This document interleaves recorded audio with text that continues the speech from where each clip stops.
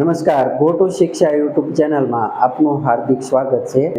KYC, face capture, mobile verification હંમેશા તમારે play સ્ટોરમાં જઈ અને પોષણ ટ્રેકર અપડેટ કરી લેવાનું છે. ફેસ કેપ્ચર છે આ થઈ ગયું છે કે નહીં એ ચેક. આ ડબલ ટીક માર્ક છે તો આ મોબાઈલ વેરીફાઈ થઈ ગયો છે. ફોટો તમે જે ફોટો પાડશો એ ફોટો અહીંયા તમને બતાવશે.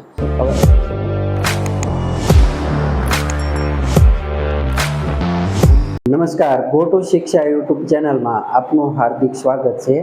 આજે આપણે આંગણવાડી વર્કર બહેનોને KYC, face capture, mobile verification આ દરેક બાબતોનું સોલ્યુશન આપતો વિડીયો આજે મૂકવામાં આવ્યો છે. અંત સુધી વિડીયો નિહાળશો જેથી સંપૂર્ણ માહિતી મળી રહે.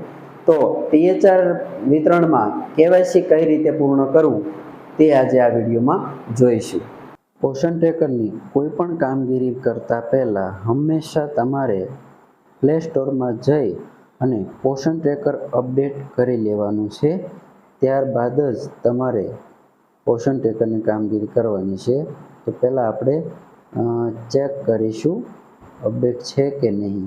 ચાલો, અહીંયા ઓલરેડી અપડેટ કરેલું છે એટલે ઓપન કરેલું છે, એટલે કે ઓપન આવે એટલે અપડેટ જ છે એવું માનવાનું. અને જો અપડેટ બાકી છે તો અહીં અપડેટ લખેલું આવશે. ચાલો હવે પોષણ ટ્રેકર ખોલીએ. આ છે પોષણ ટ્રેકરનું હોમ પેજ.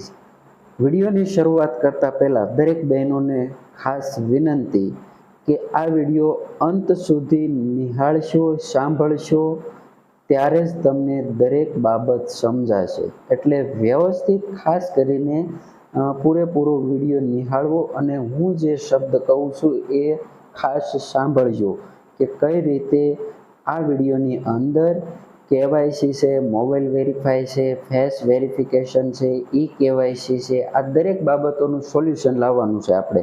કે દર મહિને આપણે THR વિતરણ કરીએ છીએ તો એમાં પહેલાં તો સ્કીપનું ઓપ્શન હતું, હવે સ્કીપનું ઓપ્શન જતું રહ્યું છે અને ફરજિયાત કેવાયસી કરી અને ફેસ કેપ્ચર કરીને જ આપણે THRનું વિતરણ કરવાનું છે. પરંતુ ઘણા એવા લાભાર્થી હશે કે એને મોબાઈલ નંબર લિંક નહીં હોય, જેના કારણે છે આપણે કેવાયસી નહીં થતું હોય.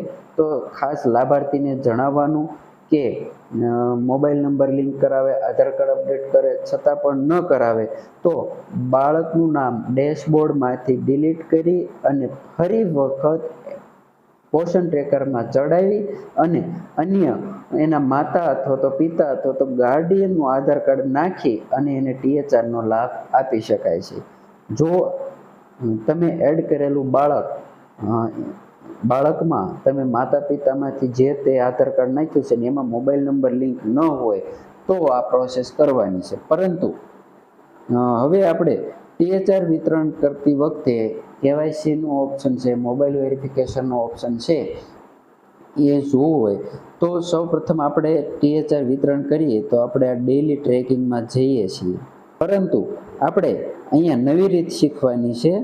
આ વિડીયોની અંદર આપણે ખાસ કરીને THRના લાભાર્થીનું KYC, mobile verification, face capture, face verification આ બધી બાબતો શીખવાની છે.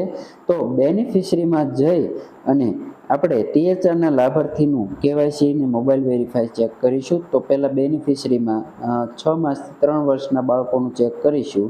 તો આવી રીતે ખોલશો. હવે તમને આ નામની યાદી જે જોવા મળે છે એમાં હું તમને એક એક્ઝામ્પલ આપું છું. દાખલા તરીકે આ એક નામ છે, આ ડાભી સિયા વિપુલભાઈ.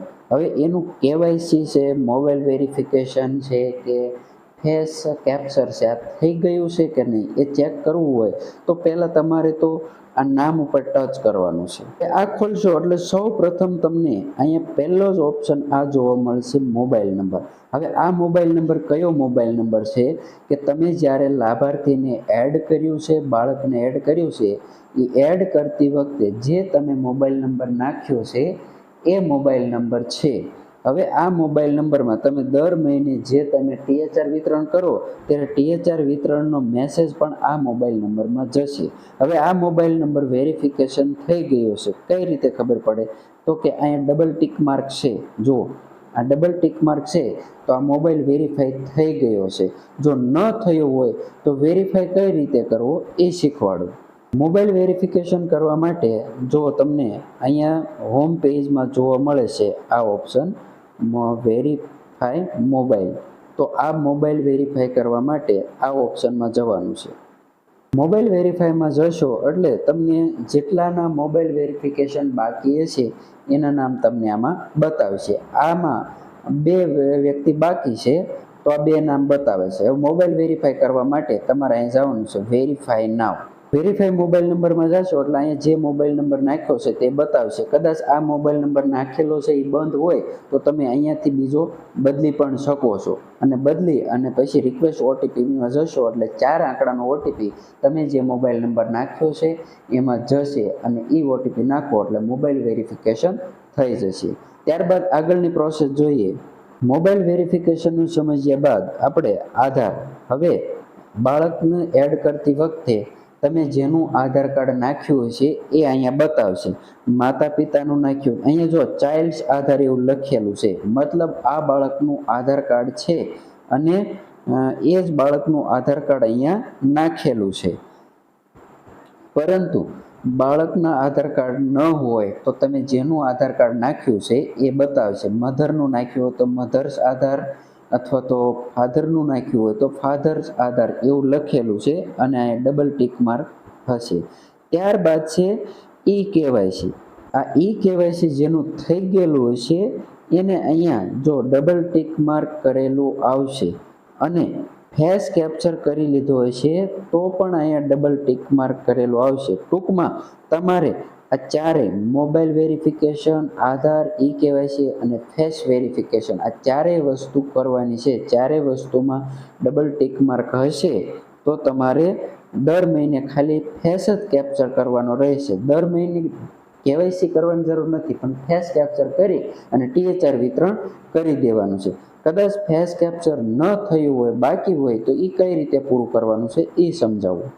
અહીંયા બીજું એક નામ ખોલ્યું છે, એમાં મોબાઈલ વેરીફાઈ બાકી છે, ડબલ ટીક માર્ક નથી અને આ વેરીફાઈ છે. તો આ વેરીફાઈમાં જઈને મોબાઈલ વેરીફાઈ કરી નાખવાનું છે. ત્યારબાદ છે અહીંયા જો મધર્સ આધાર, અહીંયા માતાનું આધાર કાર્ડ નાખેલું છે. અહીં તમને કેવાયસીનો ઓપ્શન કે જોવા નથી મળતો, પરંતુ અહીંયા રેડ કલરમાં બતાવજો e KYC and face capture for the beneficiary are incomplete, મતલબ આ લાભાર્થીનું ઈ કેવાયસી બાકી છે અને એનું ફેસ કેપ્ચર પણ બાકી છે. જો એને કેવાયસી કરવું હોય તો શું કરવાનું છે, તો અહીંયા પ્રોસીડમાં જવાનું છે. તમને આ પ્રોસેસ જાણવા માટે તમારે કઈ રીતે કરવાનું છે, કેવાયસી કે એનું ફેસ કેપ્ચર કઈ રીતે કરવાનું છે, તો નામ ઉપર ટચ કરવાનું. કઈ રીતે, ચાલો ફરીવાર સમજાવી દઉં. કેવાયસી અને ફેસ કેપ્ચર ચેક કરવા માટે તમારે નામ ઉપર ટચ કરવાનું છે. દાખલા તરીકે આ બાબુ ભાવેશભાઈ છે, એના નામ ઉપર ટચ કરશો ને એટલે ખુલશે.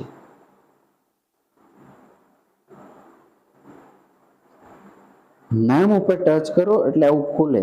જો અહીં કેવાયસી બાકી હશે, ફેસ કેપ્ચર બાકી હશે તો તમને આવું જોવા મળશે. તો આનું કેવાયસી કરવા માટે અને ફેસ કેપ્ચર કરવા માટે અહીંયા પ્રોસીડમાં જવાનું છે. પ્રોસીડમાં જશો એટલે આવું પેજ ખુલશે. અહીંયા તમારે જેનું આધાર કાર્ડ નાખેલું હશે એનું નામ બતાવશે અને એનો આધાર નંબર બતાવશે. લાસ્ટ 4 આંકડા જ બતાવશે સિક્યુરિટી રીઝનના કારણે. પછી કેવાયસી પૂર્ણ કરવા માટે તમારે આગળ વધવા માટે અહીંયા પ્રોસીડમાં જવાનું છે. પ્રોસીડમાં જશો એટલે આવું પેજ ખુલશે.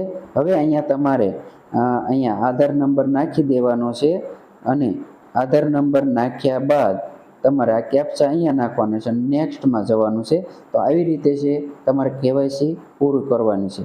હવે ઘણા વર્કર બહેનોને એક એવો પ્રશ્ન બન્યો છે કે પહેલી વાર તમે ફેસ કેપ્ચર કર્યો છે અને ફરી વખત વેરીફાઈ થતો નથી, તો એ ફોટો બદલવા માટે શેમાં જવાનું છે, તો એ સમજાઈ દો. મારે આ એક નામ છે, એમાં દાખલા તરીકે પહેલાં ફેસ કેપ્ચર કર્યો હતો અને ફરી વખત વેરીફાઈ થતો નથી, મેચ થતો નથી અને એ ફોટો બદલવો છે, તો શું કરવાનું છે, તો તમારે નામ ઉપર ટચ કરવાનું છે. અહીંયા આ લાભાર્થીમાં જો મોબાઈલ નંબર વેરીફાઈ થઈ ગયો છે, પિતાનું આધાર કાર્ડ નાખેલું છે, ઈ કેવાયસી થઈ ગયું છે, પરંતુ ફેસ કેપ્ચર છે એ ઇનકમ્પ્લીટ બતાવે છે. તો એ ફેસ કેપ્ચર ફરી વખત કરવા માટે શું કરવાનું છે, તો આ પ્રોસીડમાં જવાનું છે. પ્રોસીડમાં જશો એટલે અહીંયા તમને તમે જેનું આધાર કાર્ડ માતા પિતાનું અથવા તો ગાર્ડિયનનું નાખ્યું છે એના આધાર કાર્ડમાં જે ફોટો હશે એ ફોટો અહીંયા તમને બતાવશે. ત્યારબાદ તમારે શું કરવાનું છે કે તમારે આમાં જવાનું છે રીકેપ્ચર ફોટો, એટલે ફરી વખત તમે કેમેરો ખુલશે અને ફોટો પાડવાનો છે. તમે જે ફોટો પાડશો એ ફોટો અહીંયા તમને બતાવશે. હવે એ ફોટો પાડ્યા બાદ જો ફોટો પાડ વખતે બેકગ્રાઉન્ડ એકદમ ક્લિયર, જ્યાં ત્યાં ફોટો પાડવો નહીં, નહીતર વેરીફાઈ નહીં થાય. ફેસ ઉપર ચહેરા ઉપર એકદમ કમ્પ્લીટ પ્રકાશ આવતો હોય વ્યવસ્થિત, આવી રીતે જો મેં ખભા સુધીનો પાડવો, એકદમ ફેસ ક્લિયર દેખાય, પાછળ બેકગ્રાઉન્ડ વ્હાઇટ અથવા તો ક્લિયર હોવું જોઈએ, એવી રીતે તમારે કેપ્ચર કરવાનું છે. કેપ્ચર થઈ ગયા બાદ તમારે અહીંયા જવાનું છે વેરીફાઈ ફોટો, એટલે વેરીફાઈ ફોટો થશે એટલે અહીંયા તમને બતાવશે અને ખરાનું જેમ અહીંયા ફોટો કેપ્ચર થઈ ગયો છે અને અહીંયા જે તમને લીલું નિશાન જોવા મળે છે એવું નિશાન અહીંયા પણ થઈ જાય છે ફોટો વેરીફાઈ થઈ ગયા બાદ.